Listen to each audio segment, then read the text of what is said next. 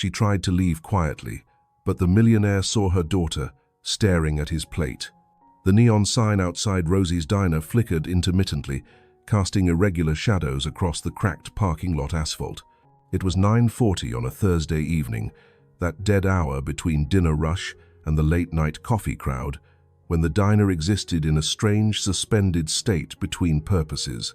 Inside, the air smelled of coffee that had been sitting too long on the burner, frying oil, and the peculiar mixture of cleaning products and food that characterized every small-town diner Linda Parker had ever worked in. And she'd worked in plenty over the past 3 years, ever since her husband Michael had walked out, leaving her with a mountain of debt, a 5-year-old daughter, and the kind of betrayal that made trust feel like a luxury she could no longer afford. Linda moved through her shift with the practiced efficiency of someone who'd learned to conserve every ounce of energy, to make each movement count, because there was never enough energy to waste. At 28, she looked older, not in her face, which was still youthful despite the exhaustion etched around her eyes, but in her movements, in the way she carried herself. There was a weariness that had settled into her bones, the kind that comes from 3 years of working double shifts, of choosing between paying rent or buying groceries, of watching your daughter grow up in waiting rooms and break rooms because you couldn't afford reliable childcare. Tonight had been particularly brutal. She'd worked the morning shift at the diner, then rushed to her afternoon job cleaning offices downtown, then returned to the diner for the evening shift when Sarah, the usual night waitress, had called in sick. Linda's feet ached in her worn sneakers, her lower back throbbed from hours of standing and lifting, and her hands trembled slightly as she refilled the coffee station. She was so tired she could feel it in her teeth, that bone-deep exhaustion that made even breathing feel like work. In the corner booth, half hidden behind a tattered menu and clutching her precious toy rabbit like a lifeline, sat Sophie Parker. 6 years old, with her blonde hair and eyes that were far too observant for a child her age. Sophie had learned to be quiet, to be invisible, to not ask for things even when she desperately wanted them. Tonight, she'd been sitting in that booth for 4 hours, ever since the daycare had unexpectedly closed early due to a burst pipe, and Linda had no choice but to bring her daughter to work. Sophie had eaten a small bowl of soup around 7, the cheapest thing on the menu that still counted as real food, and had been nursing a glass of water ever since. Linda had promised her a proper dinner when they got home, but both of them knew that home was a cramped studio apartment with a mostly empty refrigerator, and that proper dinner would probably be canned soup or mac and cheese from a box. Sophie never complained. She'd learned not to. Instead, she colored in a tattered coloring book Linda had found at a thrift store, making each crayon last as long as possible because new ones were expensive. Before we continue with this story about compassion changing everything, drop a comment telling me where you're watching from and hit that subscribe button if you believe that sometimes the smallest acts of kindness create the biggest transformations. The stories we share remind us that seeing people truly seeing them in their struggles is the first step toward making a difference. Now let's see what Evan does with what he's witnessed.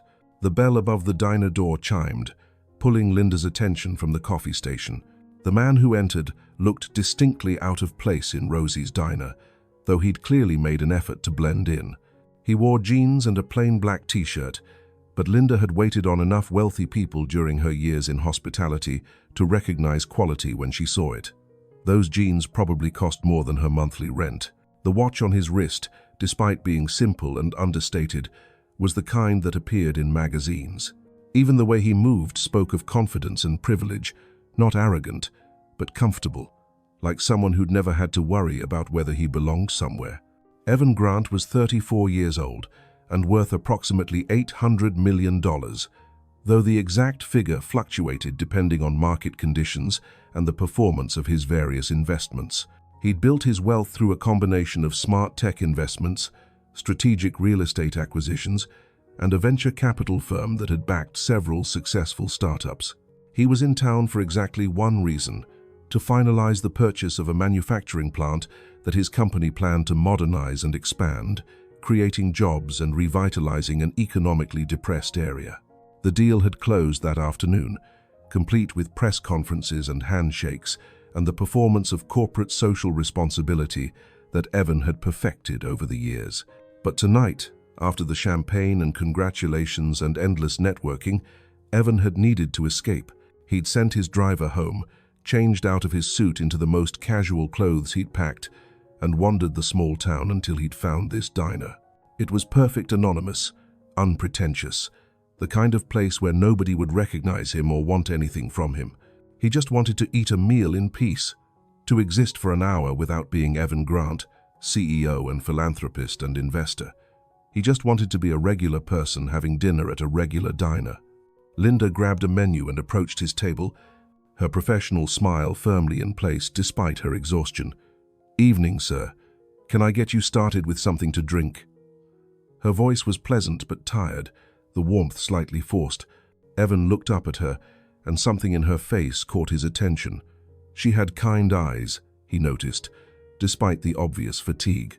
There was a gentleness there, a softness that hadn't been entirely worn away by whatever hardships had clearly been wearing on her. "Coffee would be great, thank you," Evan said, "and I think I'm ready to order. The steak, medium rare, with the vegetables and a side of those bread rolls I smelled when I walked in." "Good choice," Linda said, writing down the order with swift efficiency. "I'll have that right out for you." She started to turn away, then hesitated. "Just so you know, the cook tonight is a little backed up, so it might be about 20 minutes. Is that okay?" "That's perfect," Evan assured her. "I'm in no rush."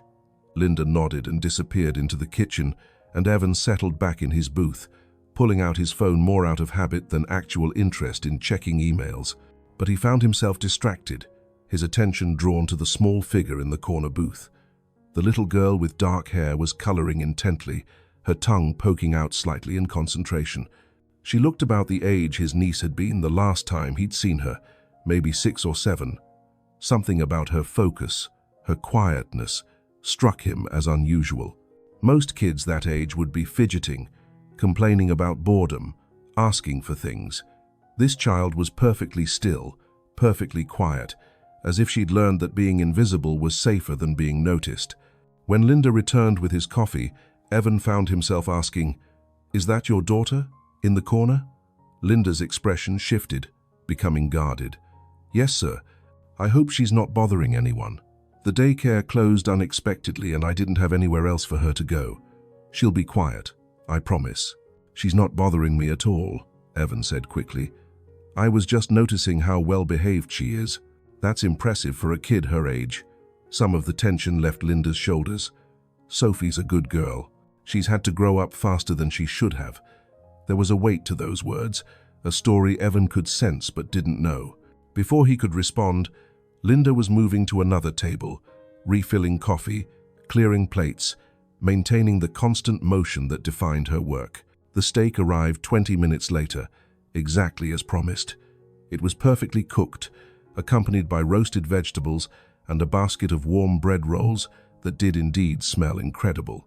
Evan ate slowly, savoring both the food and the anonymity. No one here knew who he was. No one wanted anything from him. It was remarkably peaceful.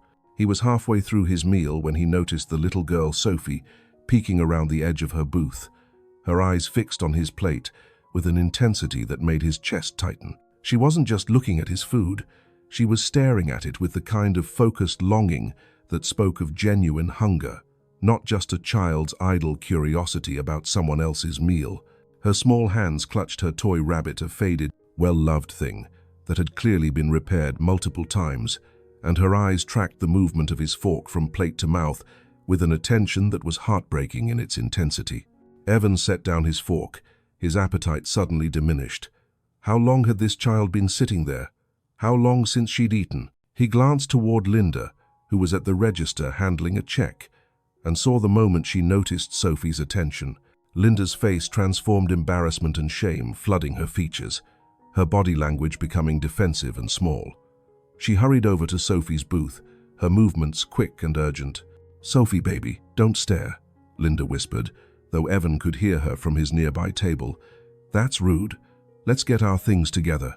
We need to go home soon." Sophie tore her eyes away from Evan's plate, looking up at her mother with a solemnity no 6-year-old should possess. "I'm sorry, Mama. I didn't mean to be rude. It smells really good." "I know, sweetheart. We'll have dinner when we get home, okay? I promise." Linda was gathering Sophie's coloring book and crayons with shaking hands, clearly trying to organize their departure as quickly as possible. Evan watched as Linda straightened Sophie's jacket, helped her slide out of the booth, and then moved toward the register. She was trying to leave quietly, he realized, trying to slip out before anyone noticed them more than they already had, before her daughter's hunger became any more obvious, before her pride took any more damage than it already had tonight. But Evan had noticed. He'd seen everything, the longing in the child's eyes, the shame in the mother's face, the careful way Linda counted out bills from her apron pocket to leave as a tip in the communal jar.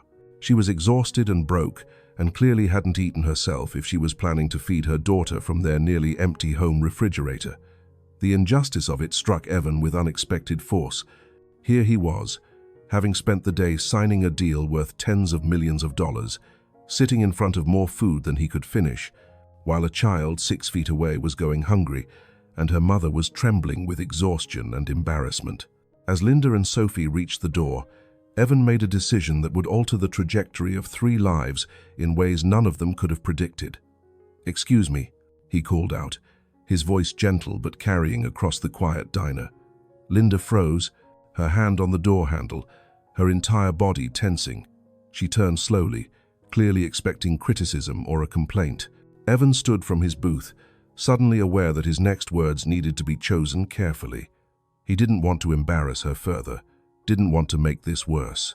"I'm sorry to stop you," he said, approaching them with slow, non-threatening movements. "But I noticed your daughter looking at my food, and I feel terrible. I ordered way too much. I always forget how generous the portions are here, and I hate wasting good food. Would you mind taking the rest with you? I'd really appreciate it if someone actually enjoyed it, rather than it just going in the trash." The lie was transparent, and they both knew it. Evan's plate was maybe half empty, hardly an excessive amount, and diners didn't typically offer their partially eaten meals to strangers, but he'd wrapped the offer in enough plausible deniability that Linda could accept without feeling like she was taking charity. That was the key, Evan instinctively understood. This woman's pride was important, was perhaps one of the only things she had left that felt entirely hers. Linda's throat worked as she swallowed hard, clearly fighting tears. "Oh no, sir.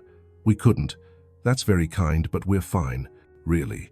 But Sophie, who hadn't yet learned the complex dance of adult pride and shame, looked up at her mother with hope lighting her face. "Mama, it smells so good. And Mr. Evan says he doesn't want to waste it." "It does smell good, doesn't it?" Evan agreed, crouching down to Sophie's eye level.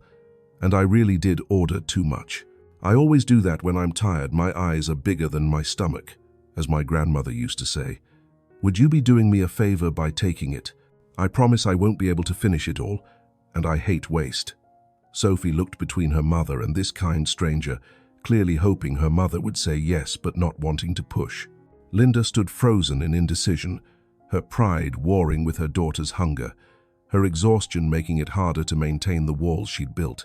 "Tell you what," Evan said, standing and addressing Linda directly.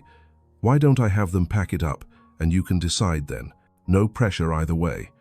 Before Linda could respond, Evan had signaled to Rosie, the diner's owner and head cook, who'd been watching this interaction with interest from behind the counter. "Rosie, could you box up the rest of my meal? And actually, add a couple of those chocolate cream pies, the whole slices, not just samples, and maybe some of those cinnamon rolls I saw in the case earlier." "Evan, that's enough to feed a family," Rosie said, clearly understanding what he was doing and approving. She was a stout woman in her 60s who'd run this diner for 40 years and had seen enough struggling families to recognize one when she saw it. "Well, it's been a long day, and I have a sweet tooth," Evan said easily. "Plus, I'm staying in a hotel with a refrigerator, so leftovers work perfectly." While Rosie disappeared into the kitchen to prepare the food, an awkward silence settled over the small group. Linda looked like she wanted to bolt but was trapped by social convention and her daughter's hopeful expression. Sophie, for her part, was staring at Evan with wonder, as if he were some kind of magical fairy godfather who'd appeared to grant wishes. "I'm Evan, by the way," he said, offering his hand to Linda. "I'm in town for business, staying at the Holiday Inn down the road." "Linda," she replied quietly, shaking his hand with obvious reluctance. Her palm was rough, calloused from hard work. "This is my daughter, Sophie." "Nice to meet you both," Evan said, then addressed Sophie directly. "That's a nice rabbit you have there. What's their name?" Sophie clutched the toy tighter, a small smile appearing. "This is Thumper. My daddy gave him to me a long time ago, before he left." The casual mention of an absent father, delivered with such matter-of-fact acceptance, hit Evan harder than he expected. Linda's face tightened, and she placed a protective hand on Sophie's shoulder. "Sophie, honey, we don't need to share our whole life story with strangers." "It's okay," Evan said gently. "Thumper looks very well loved. That's the sign of a good friend." Rosie emerged from the kitchen carrying 2 large bags that were clearly packed with far more food than Evan could have possibly ordered. "Here you go," she said, handing one bag to Evan and pushing the other toward Linda. "I threw in a few extras, some fresh fruit, a sandwich for tomorrow's lunch, and those cinnamon rolls are still warm." "No charge, Linda. Consider it a thank you for covering Sarah's shift on such short notice." The kindness in Rosie's voice made Linda's eyes fill with tears that she blinked back furiously. "Rosie, I can't. This is too much." "It's food that would have gone stale anyway," Rosie said firmly, using the same face-saving fiction that Evan had employed. "You're doing me a favor by taking it. Now go home and get some rest. You look dead on your feet, honey." Linda accepted the bag with trembling hands, her pride finally crumbling under the weight of exhaustion and her daughter's need. "Thank you," she whispered. "Both of you. Thank you." "You're very welcome," Evan said. He wanted to do more to ask about her situation, to offer help, to somehow fix whatever circumstances had brought her to this point. But he could see she was at her limit, her composure barely maintained. Pushing further would only cause more pain. As Linda and Sophie finally left the diner, Sophie clutching the bag of food like treasure and waving goodbye to Evan with her free hand, Evan stood watching through the window as they walked to an old sedan that was clearly on its last legs. The car made an alarming sound when Linda started it, a grinding noise that suggested imminent mechanical failure. They sat there for a moment, Linda's head bowed over the steering wheel as if gathering strength for the drive home, before finally pulling out of the parking lot. Evan returned to his table, his appetite completely gone. He pulled out enough cash to cover his bill and leave a generous tip, then sat staring at his half-empty coffee cup. That child's face kept replaying in his mind the longing in her eyes, the way she'd looked at food like it was something precious and rare. In his world, in the world of $800 million fortunes and corporate acquisitions, children didn't go hungry. People didn't shake with exhaustion from working 3 jobs. Single mothers didn't have to choose between paying rent and feeding their kids. But he'd just witnessed all of that, and it had happened less than 6 feet from where he sat. "You did a good thing," Rosie said, coming over to refill his coffee even though he hadn't asked. "Linda's been struggling something fierce since that no-good husband of hers left. She works herself to the bone trying to provide for that little girl, but it's never quite enough, you know? This town doesn't have many opportunities, especially for single mothers without much education." "How long has she been working here?" Evan asked. "About 2 years. She's one of my best workers, always on time, never complains, works whatever shifts I need covered.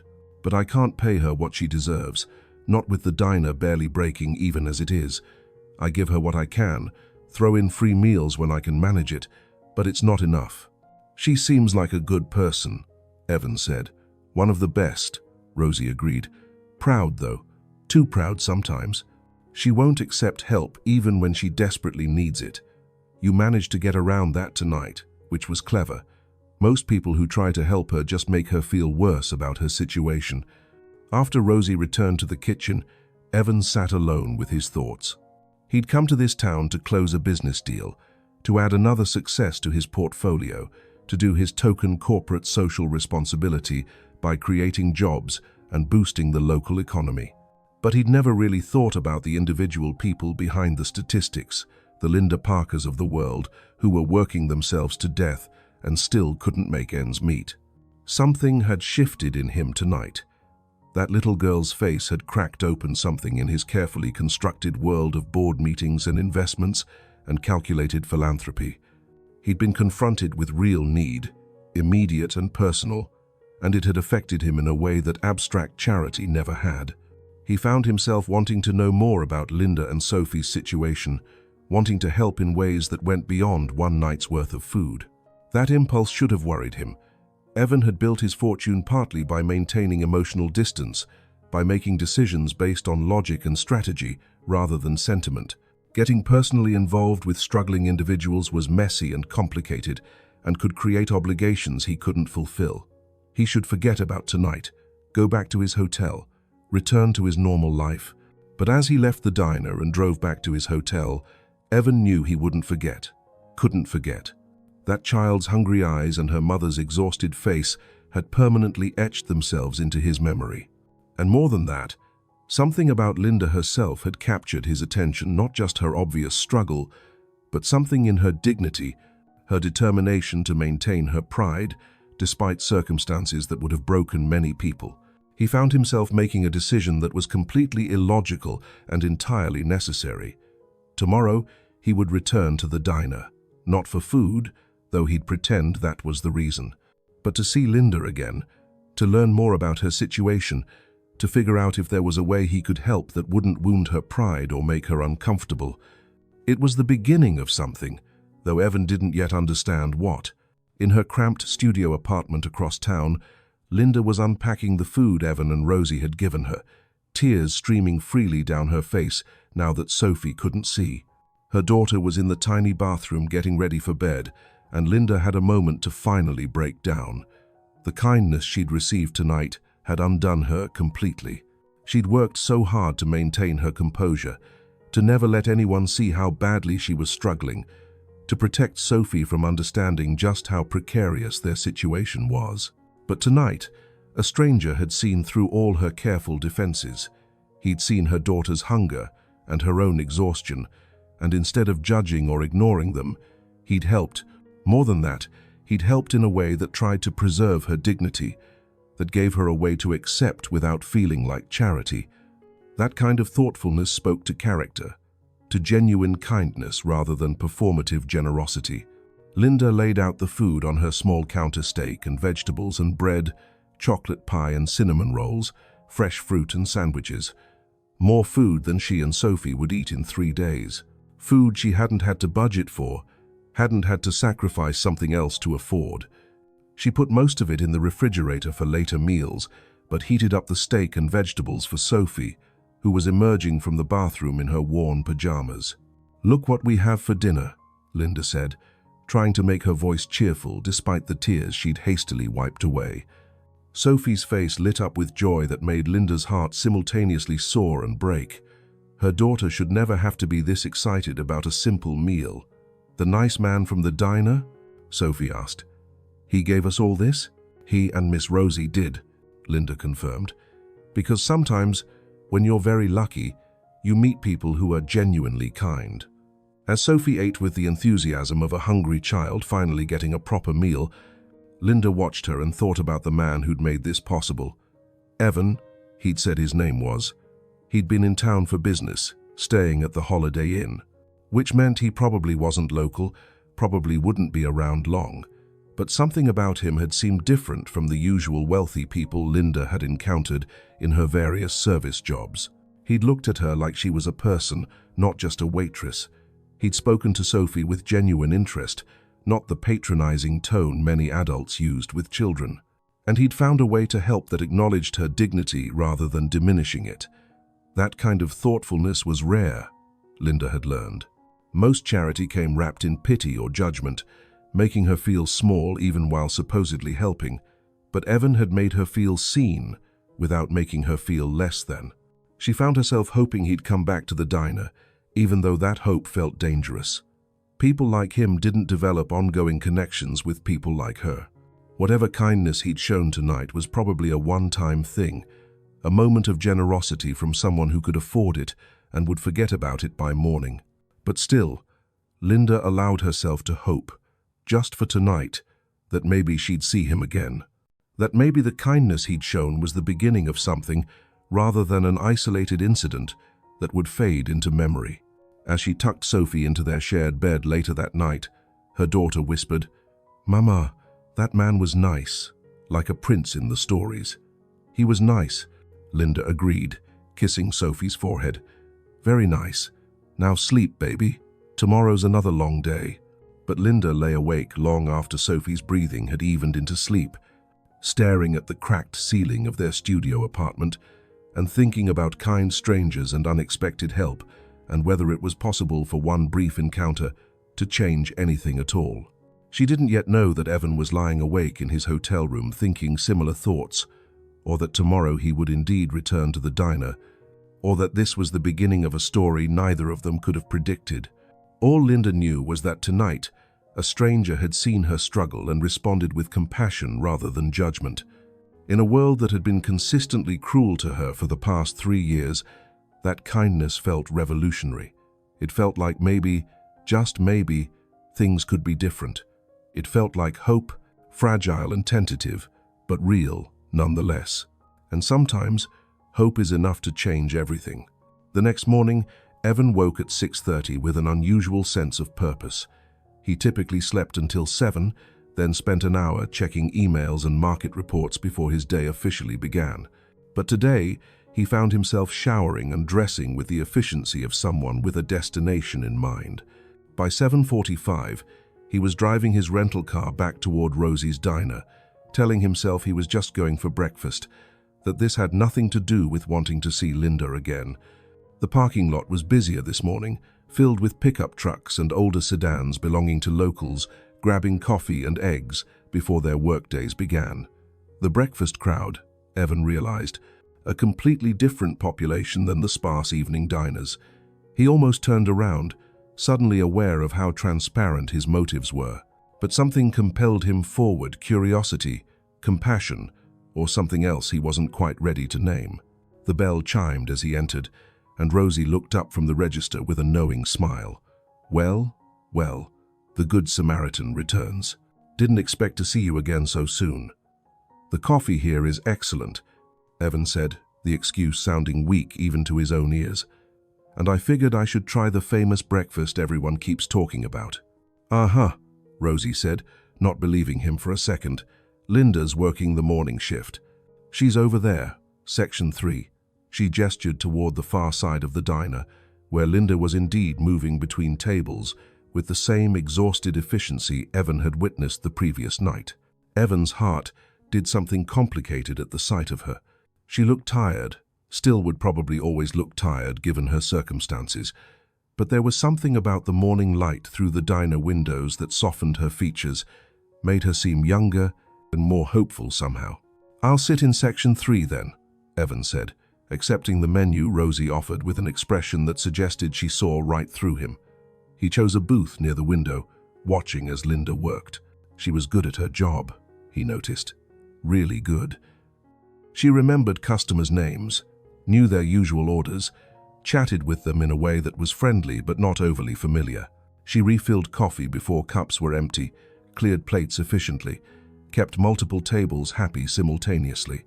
These were skills, real professional skills, that deserved recognition and compensation beyond what a small-town diner could afford to pay. It took Linda about 5 minutes to make her way to his table, and when she did, recognition and surprise flooded her face. "Oh, you're back." "I am," Evan confirmed, trying to read her expression. Was she pleased, embarrassed, wary? Some combination of all three, perhaps. "The coffee yesterday was so good I had to come back for more. And I hear the breakfast is legendary." "Huh?" Linda smiled slightly, a real smile this time rather than her professional waitress expression. "The pancakes are probably our best item. Rosie makes them from scratch, and they're fluffy as clouds. The omelets are good too, and the hash browns are criminally addictive." "Sold," Evan said. "I'll take the pancakes, scrambled eggs, hash browns, and that coffee you mentioned." Oh, and bacon if that's included. It can be, Linda said, writing down his order. She hesitated, then added, "Thank you. For last night, that was. You didn't have to do that, but it meant everything." Sophie was so excited about the food, and she ate an actual proper dinner for the first time in I don't know how long. "I'm glad I could help," Evan said sincerely. "How is Sophie this morning?" "She's at school," Linda said, and something about how she said it suggested that getting Sophie to school was an accomplishment rather than a routine. "First grade. She loves it, though I worry about." She trailed off, clearly catching herself before revealing too much to this stranger who'd shown her one act of kindness. "You worry about a lot of things," Evan finished gently. "That's what good parents do." Linda's eyes grew suspiciously bright. "I should put your order in. I'll be back with that coffee in just a minute." She hurried away, and Evan cursed himself for making her emotional in the middle of her shift. But he also felt that pull again, that inexplicable desire to know more about her, to understand her situation, to help in ways that went beyond one night's worth of food. When Linda returned with his coffee, Evan found himself asking, "What time do you get off work?" The question sounded more forward than he'd intended, and Linda immediately tensed. "Why do you ask?" "I'm sorry, that came out wrong," Evan said quickly. "I just meant, I'm in town for a few days, I don't know anyone, and I thought maybe we could talk about your situation, if you're comfortable with that. I might be able to help with something more long-term than just restaurant leftovers." Linda set down his coffee carefully, her expression guarded. "Mr. Evan." "Just Evan, please." "Evan," she corrected. "I appreciate what you did last night more than I can say, but I'm not looking for charity. I'm working 3 jobs, I'm managing, and I don't need rescuing." "I understand that," Evan said, "and I respect your independence. But Linda, forgive me for being blunt, you look exhausted. You're clearly working yourself into the ground, and that's not sustainable. I'm not suggesting I rescue you. I'm suggesting maybe I could help make your situation a little less impossible. That's all." "Why?" Linda asked directly. "Why would you do that? You don't know me. This isn't your problem." "Because I can," Evan said simply. "Because I saw your daughter's face last night and it broke my heart. Because I have resources that could make a difference in your life without making any difference to mine. And because I'd like to think that if our situations were reversed, you'd do the same for me." Linda was quiet for a long moment, processing his words. Other customers were signaling for her attention, and Evan could see her torn between wanting to continue this conversation and needing to do her job. "I get off at 2, she finally said. "Sophie gets out of school at 2:30. I usually walk over to pick her up, then we go to the library until I have to be at my evening job." "What if I drove you to pick up Sophie?" Evan suggested. "We could talk on the way, no pressure, just a conversation.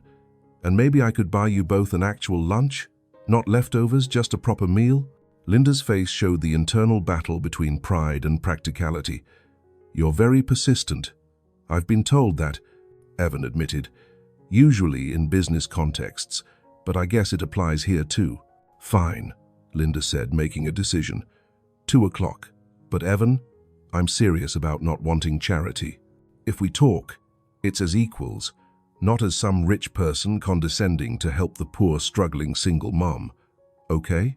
"Okay," Evan agreed, respecting her terms even as he mentally noted that equals was complicated when one person was worth hundreds of millions and the other was working 3 jobs to survive. But he understood what she meant. She wanted to maintain her dignity, and he could absolutely honor that. For the rest of the morning, Evan ate his breakfast slowly, watching Linda work while pretending to be absorbed in his phone.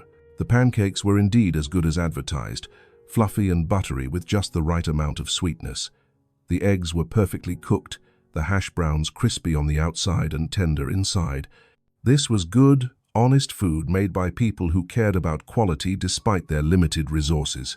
If you've ever wondered whether one person can make a real difference in someone else's life, if you've ever struggled with whether it's better to help or stay out of other people's business, share your thoughts in the comments.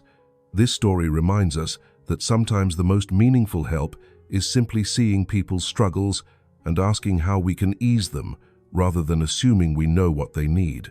At 1:55, Linda clocked out and found Evan waiting near the entrance.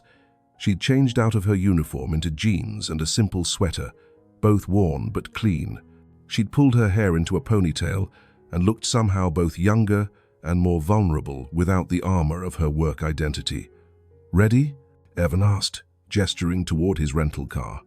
"This is probably a terrible idea," Linda muttered, but she followed him to the parking lot anyway. The car was nice but not ostentatious, a mid-range sedan that wouldn't scream wealth. Evan had learned over the years that traveling in obviously expensive vehicles made people treat him differently, and he'd wanted to avoid that this week. Linda settled into the passenger seat with visible discomfort, clearly not used to being driven anywhere. "The school is about a mile east," she said. "Mitchell Elementary. You can't miss it." As Evan drove, he decided to start with honesty. "I should probably tell you something about myself. I'm not just some businessman visiting your town. I'm Evan Grant. I own Grant Ventures, a venture capital firm. The deal I closed yesterday was purchasing the old manufacturing plant on the west side of town. We're planning to modernize it and bring in new jobs." Linda turned to stare at him, her expression shifting from wary to shocked. "You're Evan Grant. Like the Evan Grant who was on the news yesterday. The millionaire investor? Technically billionaire, though I hate that word," Evan admitted. "It reduces people to their net worth, which is a terrible way to define anyone. But yes, that's me. I wanted you to know before we talked further. I don't want you thinking I'm just some regular person offering regular help. I have significant resources, Linda. Resources that I'd like to put toward making your life easier, if you'll let me." Linda sat back in her seat, processing this revelation. "So last night, when you gave us food, that was like the pocket change to you?" "It wasn't about the money," Evan said firmly. "It was about seeing someone struggling and wanting to help. The fact that I have money doesn't make the act less meaningful. Your daughter was hungry, you were exhausted, and I had the ability to do something about it. That's all that mattered. But now you're telling me you're a billionaire who wants to help me," Linda said, her voice edging toward defensive. "That sounds an awful lot like charity, like you want me to be your project or something." "That's not what this is," Evan insisted. "Linda, I'm not trying to swoop in and rescue the poor single mother. I'm trying to understand your situation and see if there are practical ways I can help. Maybe that's a job at one of my companies. Maybe that's connections to resources you don't currently have access to. Maybe it's something else entirely. But I can't know unless we talk." They'd reached the school, a modest brick building surrounded by a chain-link fence and a playground with equipment that had seen better days.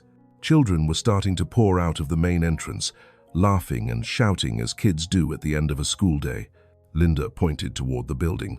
"There's Sophie. She'll be excited to see I'm in a car instead of walking."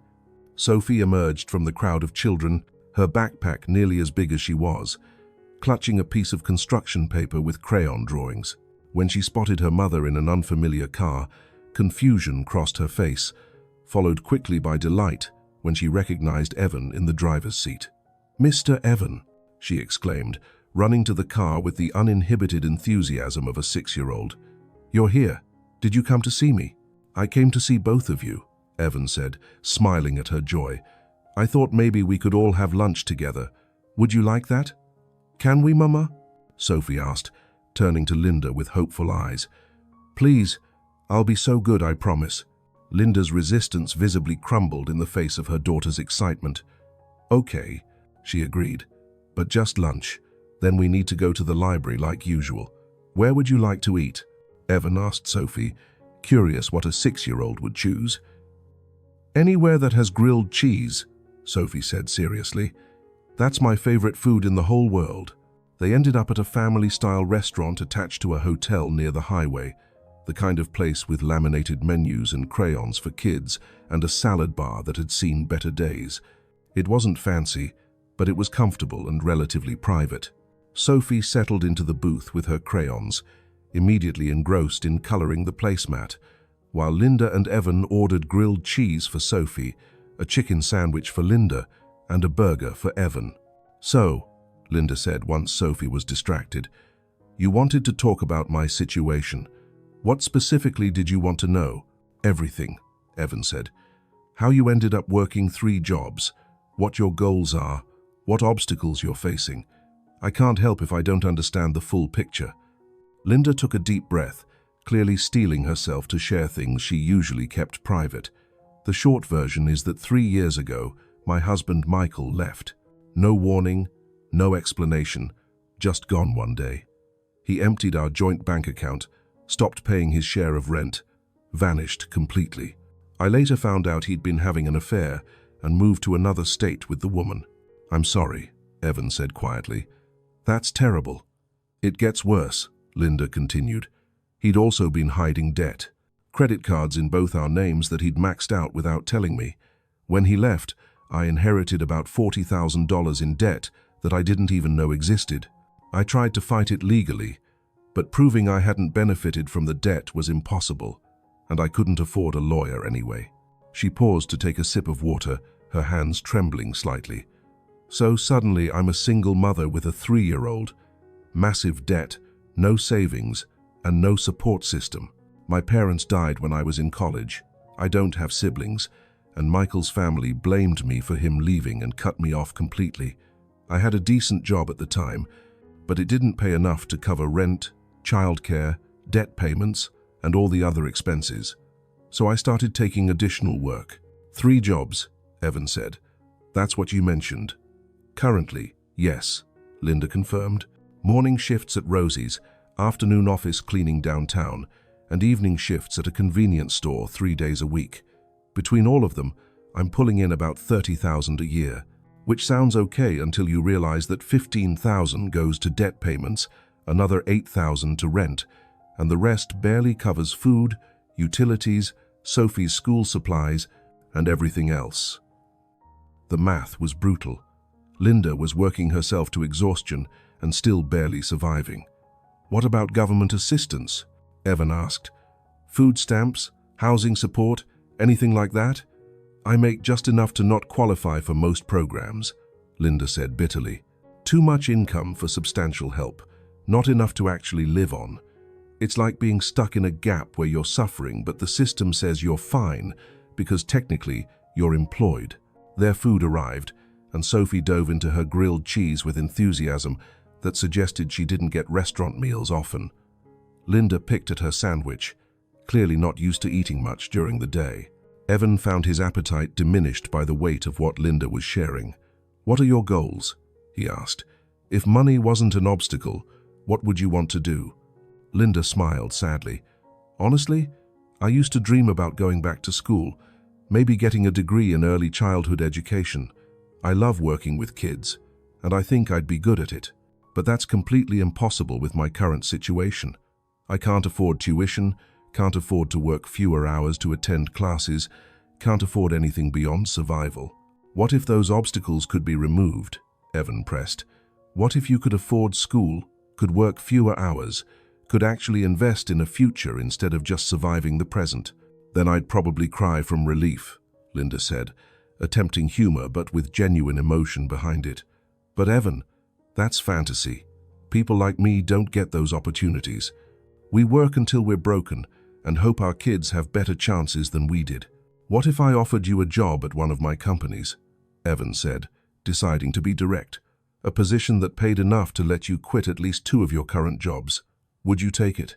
Linda looked suspicious immediately. "Doing what? I don't have specialized skills. I'm a waitress and a cleaner.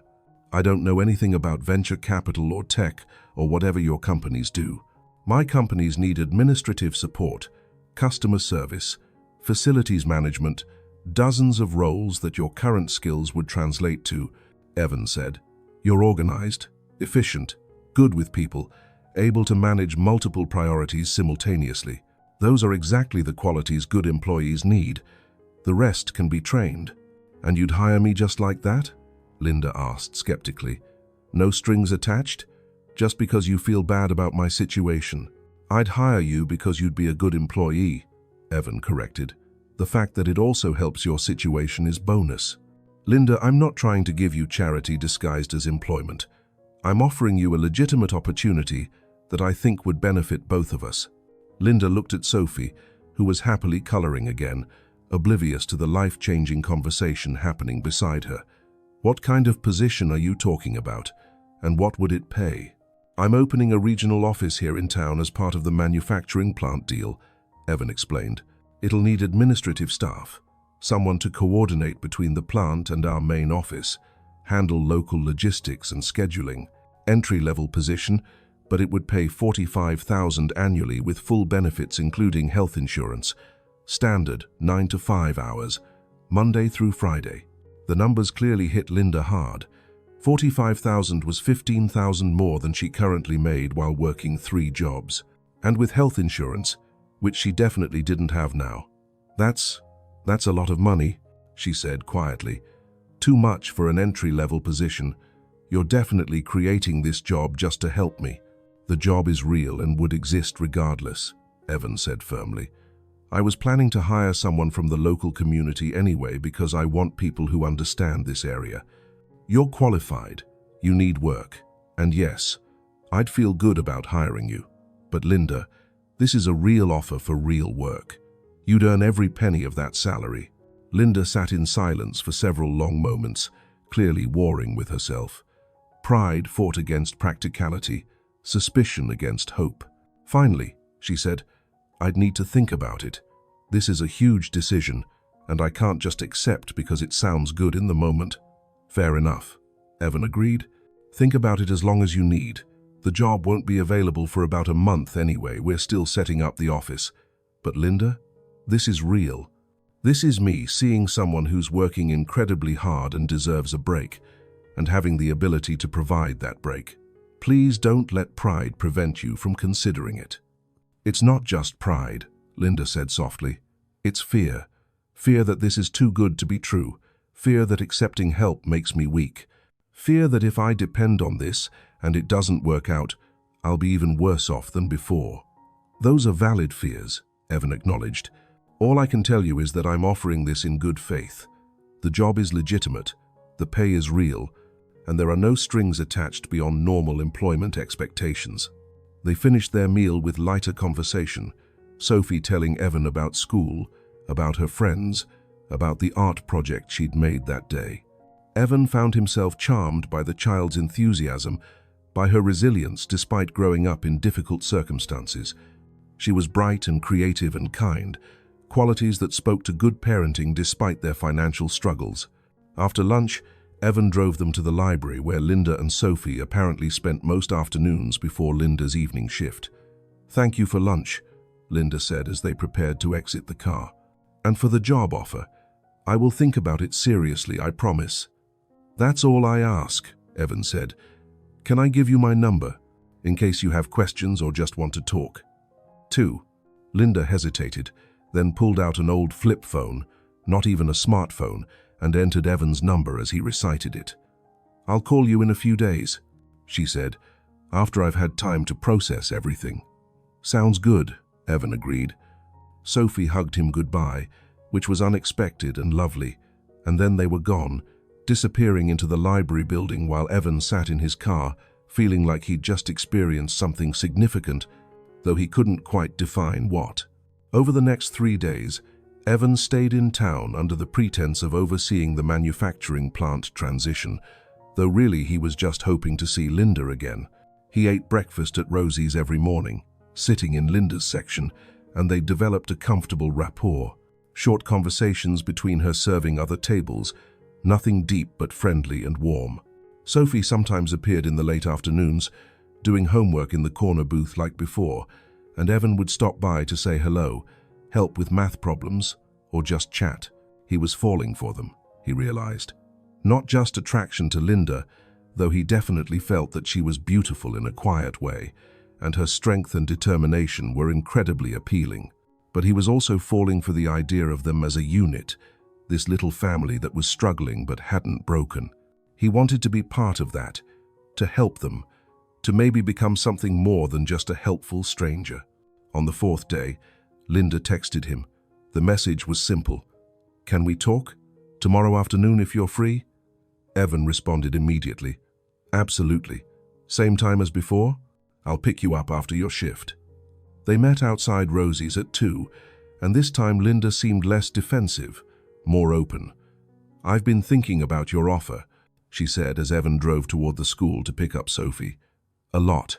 I've looked up your company, researched the position you described, even talked to Rosie about whether I should trust you. What did Rosie say? Evan asked, curious. She said you have kind eyes and you tip well, which in her experience means you're trustworthy, Linda said with a slight smile. She also said I'd be an idiot not to at least consider the offer seriously. Rosie is a wise woman, Evan said. I want to accept, Linda continued, but I need to know this is real. That in a month, when the job supposedly starts, it'll actually exist and won't disappear.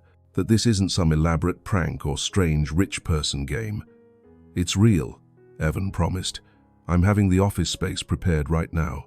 I can show you if you'd like the building we're renovating, the plans for your workspace, everything. Linda, I'm offering this because I can and because I want to. There's no game, no hidden agenda. Just one person trying to help another person who deserves help. Linda took a deep breath. Okay, yes, I accept your offer. I'll take the job. Relief flooded through Evan. That's wonderful. I'll have my HR department draw up the formal paperwork. You can start giving notice at your current jobs. There's one more thing, Linda said, her voice hesitant. Sophie, I don't have reliable childcare, and I can't afford it even with the better salary. The daycare waiting lists are months long, and I don't have anyone to help. If I take this job, I need to figure out what to do with her after school. The office will have flexible hours, Evan said. You could bring Sophie with you after school if needed. We'll set up a small area with books and activities where she can do homework while you finish your day. Or, if you prefer, I can arrange for after-school care. One of my company's partners with a childcare service. I can get Sophie placed immediately. You'd do that? Linda asked, tears forming in her eyes. You'd arrange childcare too? Linda, I'm not trying to solve just one part of your problem, Evan said gently. I'm trying to help make your life sustainably better. That means addressing childcare, reducing your stress, giving you and Sophie stability. That's what you deserve. This time when Linda cried, it wasn't from embarrassment or shame, but from overwhelming relief. Years of struggling alone, of having no support, of managing everything on her own. Suddenly, someone was offering to help with all of it. Not as charity, but as genuine support from someone who could afford to provide it. They picked up Sophie, who was delighted to see Evan again, and spent the afternoon at a park near the school. Sophie played on the equipment while Linda and Evan sat on a bench discussing logistics when she'd give notice at her current jobs, when she'd start the new position, how the transition would work. They talked about practical things, but underneath was a current of something else, an attraction neither was quite ready to acknowledge, but that was growing stronger with each interaction. As the sun started setting and Linda prepared to leave for her evening convenience store shift, Sophie ran up to them, breathless and happy from playing. Mister, Evan, do you want to have dinner with us sometime? Like a real dinner at our house? Mama makes really good spaghetti. Linda looked mortified. Sophie, honey, Mr. Evan is very busy. He doesn't have time for... I'd love to, Evan interrupted. If your mother is comfortable with that, I'd be honored to have dinner with you both. Linda met his eyes, and something passed between them, understanding, possibility, the tentative beginning of something neither had been looking for, but both desperately needed. Friday night? She suggested. 6 o'clock? I should warn you, our apartment is small and not fancy. Friday at 6. Sounds perfect, Evan agreed. And Linda? I don't care about fancy. I care about spending time with people I'm beginning to really care about. The words hung in the air, honest and vulnerable. Linda smiled, a real smile that transformed her tired face into something beautiful. Then we'll see you Friday.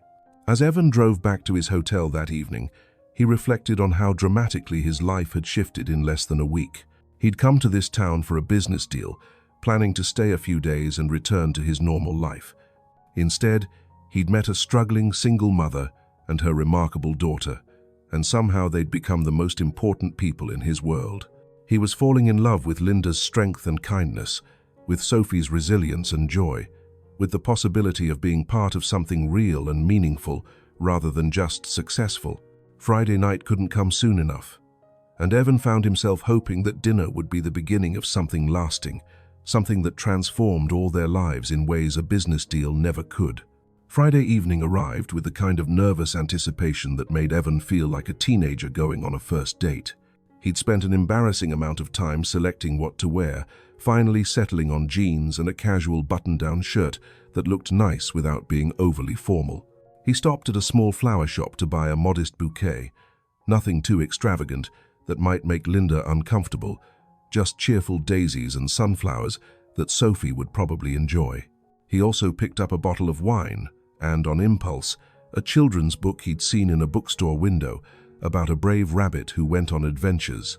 Linda's apartment was in a complex on the edge of town, the kind of place that had probably been nice when it was first built in the 1972, but had since fallen into disrepair.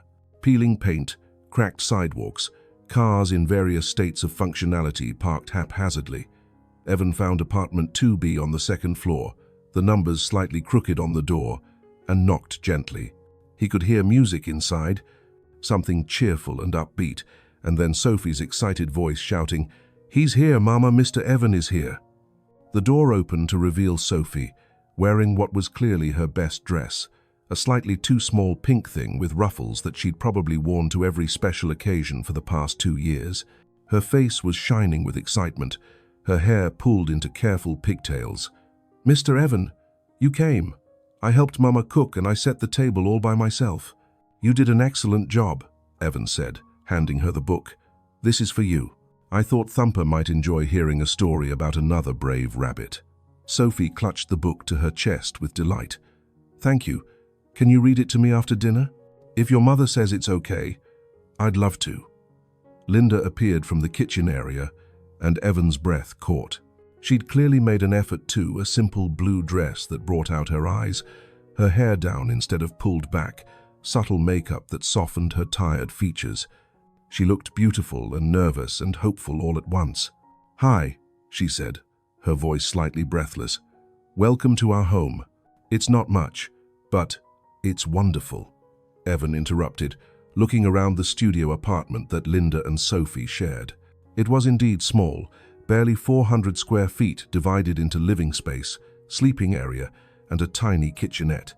But it was immaculately clean and decorated with obvious love, despite limited resources. Children's artwork covered one wall, Sophie's drawings and school projects displayed with pride. Thrift store furniture had been arranged to maximize space. Curtains made from what looked like repurposed fabric added color and warmth. Everything was worn and second-hand, but it was clearly a home, not just a place to sleep. "Something smells amazing," Evan said, handing Linda the flowers and wine. "What are we having?" "Spaghetti and meatballs," Sophie announced proudly. "Mama's specialty. She makes the sauce from scratch and everything." "I hope you're hungry," Linda said, accepting the flowers with a smile that transformed her face. "I may have cooked enough to feed a small army. I'm not used to having dinner guests." They settled around a small table that Linda had clearly dressed up for the occasion, a tablecloth that had seen better days but was freshly pressed, mismatched plates arranged with care, a candle centerpiece that Sophie had probably made at school. It was humble but lovely, the kind of meal that represented effort and care rather than expense. The spaghetti was indeed excellent, rich tomato sauce with herbs, perfectly cooked pasta, meatballs that were tender and flavorful. "This is delicious," Evan said sincerely. "Where did you learn to cook like this?" "My grandmother," Linda said, her expression softening with memory. "She was Italian, came over from Sicily as a young woman. She taught me all her recipes before she passed when I was in college. Cooking is one of the few pleasures I can still afford. It doesn't matter how broke you are, you can make something nourishing and delicious from simple ingredients if you know how."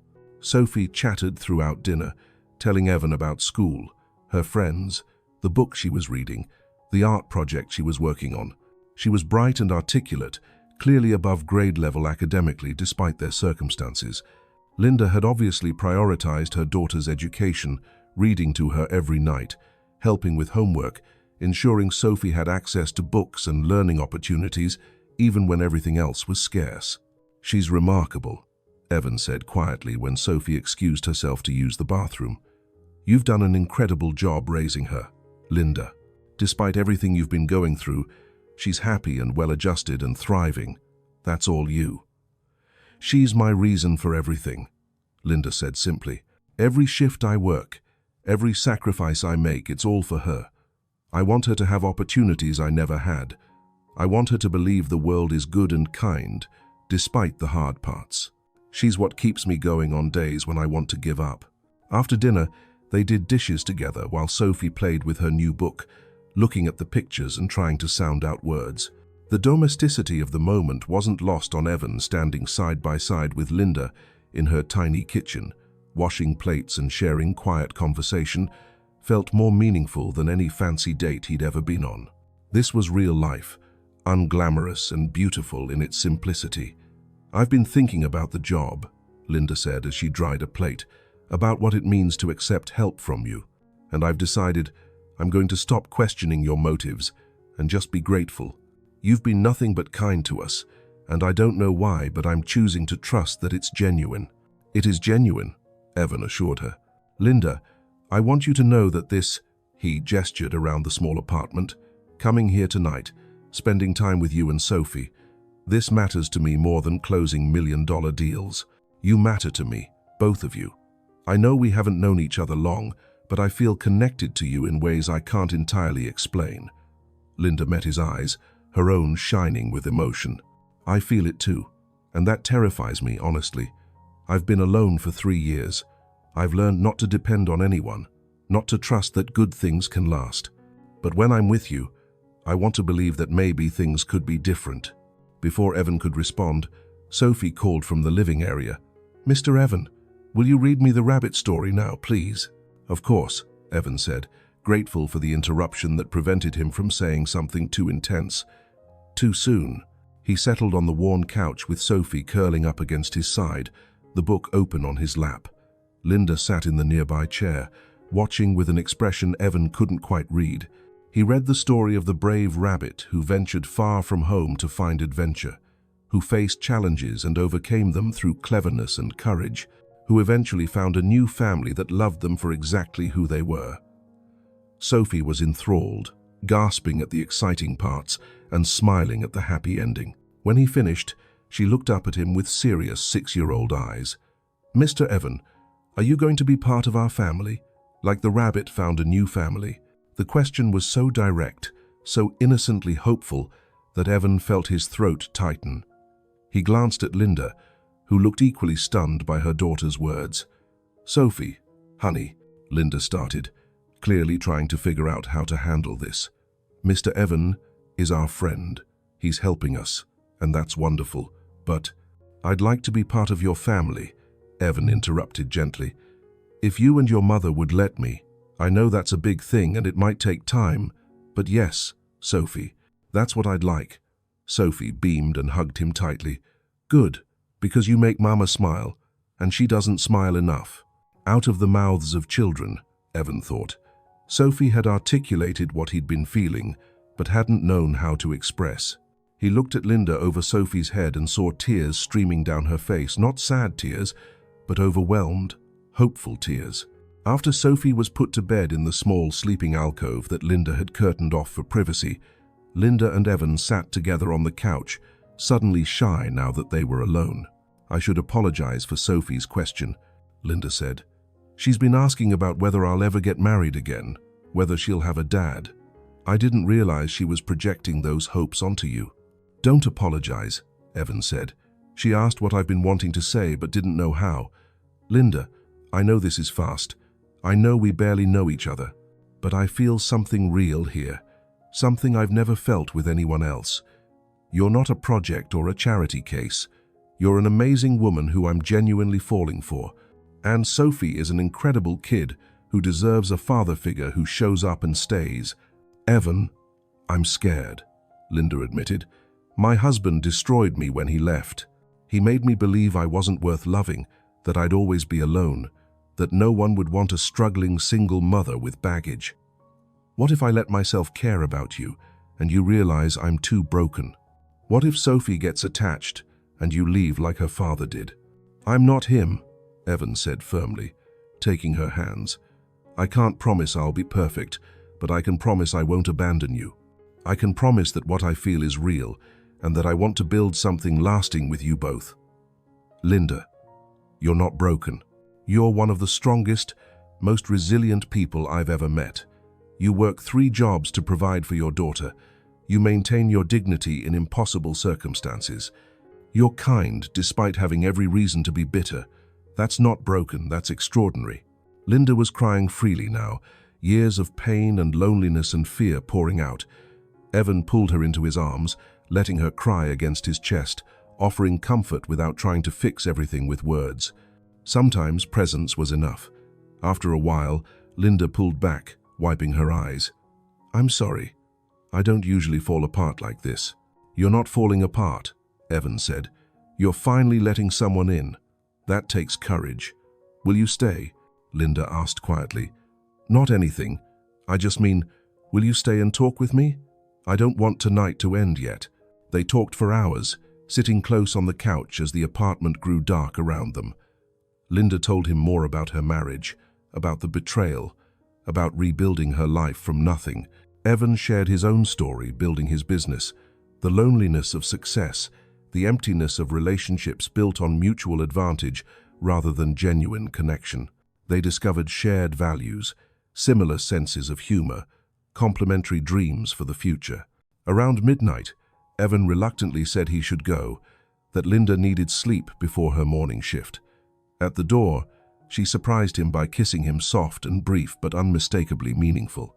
Thank you, she whispered, for seeing us, for caring, for being exactly what we needed when we needed it most. Thank you for letting me in, Evan replied. For taking a chance on someone who showed up out of nowhere with questionable timing and overwhelming resources. Linda laughed, a real laugh that lit up her whole face. Your timing was perfect, actually, and your resources are significantly less overwhelming when they come with genuine kindness. 2000.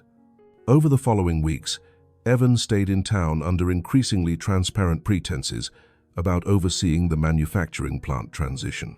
He and Linda saw each other almost daily: breakfast at the diner, afternoon park visits with Sophie, dinners at her apartment that became increasingly domestic and comfortable. He helped Sophie with homework, taught her card games, read her bedtime stories. He took Linda to see the office space being prepared for her, showing her the workspace he was designing, introducing her to the people she'd be working with. But more than that, he became part of their daily life in ways that felt natural rather than forced. He fixed Linda's unreliable car, not by buying her a new one despite wanting to, but by taking it to a mechanic and ensuring it was safe and functional. He attended Sophie's school art show, sitting with Linda in the crowded gymnasium and applauding enthusiastically when Sophie's painting was displayed. He was there on hard days when Linda came home exhausted from her shifts, ordering takeout so she didn't have to cook, rubbing her sore feet while she told him about difficult customers.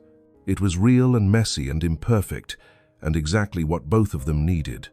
1 month after their first meeting, Linda gave notice at all 3 of her jobs, accepting the position with Evan's company officially. Her last day at Rosie's was emotional. Rosie cried. Regular customers brought gifts and well wishes. Linda looked back at the diner that had employed her during her hardest years with both relief and fondness. You deserve this, Rosie told her, hugging her tightly. You deserve happiness and security, and a man who looks at you like Evan does. Don't let fear prevent you from accepting good things, honey. Linda started her new job on a Monday morning, nervous but excited. The office was beautiful, modern but comfortable, with natural light and space for Sophie's after-school area, just as Evan had promised. Her co-workers were welcoming, her responsibilities clear, her schedule suddenly predictable for the first time in years. That first day, when she clocked out at exactly 5 o'clock instead of rushing to another job, Linda stood in the parking lot and cried, tears of relief, of gratitude, of disbelief that her life had transformed so dramatically in just 6 weeks. Evan, who'd been waiting to take her and Sophie to dinner, understood without her having to explain. "It's real," he said gently. "This is your life now. Better hours, better pay, stability. You earned this, Linda. By surviving and never giving up, you earned this." 3 months after starting her new job, Linda and Sophie moved into a better apartment, 2 bedrooms in a safe neighborhood, walking distance to Sophie's school. Evan helped them move, along with several of Linda's new co-workers who'd become genuine friends. The apartment was modest, but felt like a mansion compared to their previous studio. Sophie had her own room for the first time in her life, decorated with her artwork and new books and the rabbit from Evan that she still slept with every night. "This is what home feels like," Linda said that first night, standing in their living room surrounded by unpacked boxes, but feeling more settled than she had in years. Evan wrapped his arms around her from behind, resting his chin on her shoulder. "I'm glad you're home, both of you." 6 months after their first meeting at the diner, Evan took Linda and Sophie to that same restaurant for dinner, full circle to where it had all begun. Rosie greeted them with her usual warmth, settling them in a booth and declaring their meal was on the house. "Your family," she said simply. "Family always eats free here." After dinner, as they were preparing to leave, Evan asked Linda and Sophie to wait for a moment. "There's something I want to say, something I've been planning for a while." He knelt down in front of Sophie first, pulling out a small wrapped package. "Sophie, I want to ask your permission for something. Can I open this?" Sophie nodded, eyes wide with curiosity. Inside was a simple silver necklace with a small heart charm. "This is a promise," Evan said. "A promise that I'm not going anywhere, that I want to be the dad you deserve. Not to replace your biological father, but to be the person who shows up for you, who loves you, who's there for school plays and birthday parties, and all the ordinary days in between. Can I do that? Can I be your dad?" Sophie threw her arms around his neck, sobbing happy tears. Yes, you can be my dad. I love you, Mr. Evan. I mean, Dad?" "Dad sounds perfect," Evan said, his own voice thick with emotion. He fastened the necklace around Sophie's neck, then turned to Linda, who was crying and laughing simultaneously. "And Linda, I have a question for you too." He pulled out a ring box, opening it to reveal a simple but beautiful diamond. "I know it's fast. I know we've only known each other 6 months. But I've never been more certain of anything in my life. You're the strongest, kindest, most incredible woman I've ever met. You make me want to be better. You've taught me what actually matters in life. And I love you. I love Sophie. I want to build a life with both of you, officially and forever. Linda Parker, will you marry me?" Linda looked at the ring, then at Sophie's excited face, then at Evan's hopeful expression. "Yes," she whispered. "Oh my God, yes, I'll marry you." The diner erupted in applause. Other diners who'd been watching, Rosie crying behind the counter, even the cook coming out of the kitchen to congratulate them. This place where Linda had struggled to feed her daughter, where Evan had first noticed them, where their story had begun, it witnessed their commitment to a shared future.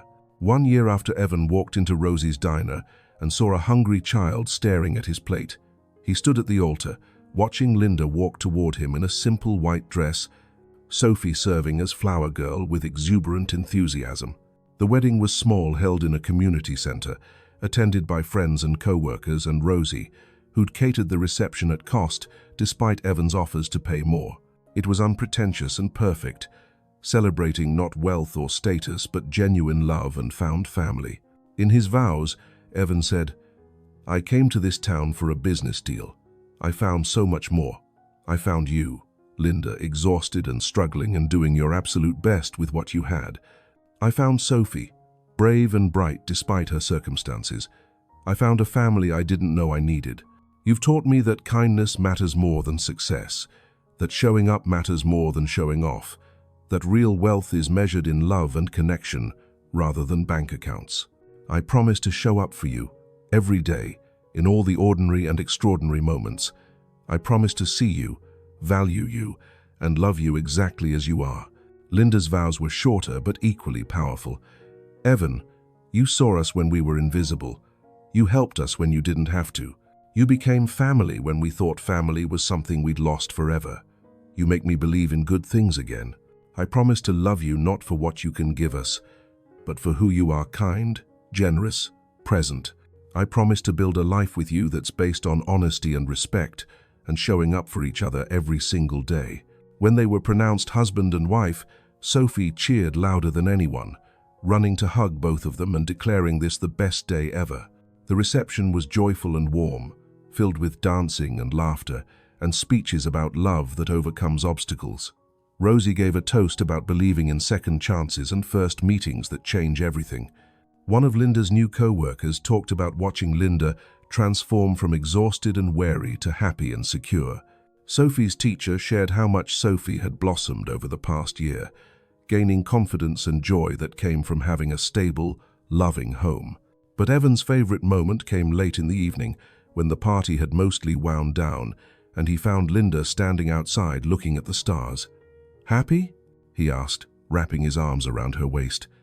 "Deliriously," Linda confirmed. "A year ago, I was working 3 jobs and couldn't afford to feed my daughter properly. Tonight, I married the love of my life, and my daughter has a father who adores her. It's like a fairy tale, except it's real." "It's real," Evan agreed. "And it started because I saw a little girl looking at my plate in a diner. Such a small moment, but it changed everything." "No," Linda corrected gently. "It changed everything because you chose to do something about what you saw. Most people would have noticed and done nothing. You noticed and acted.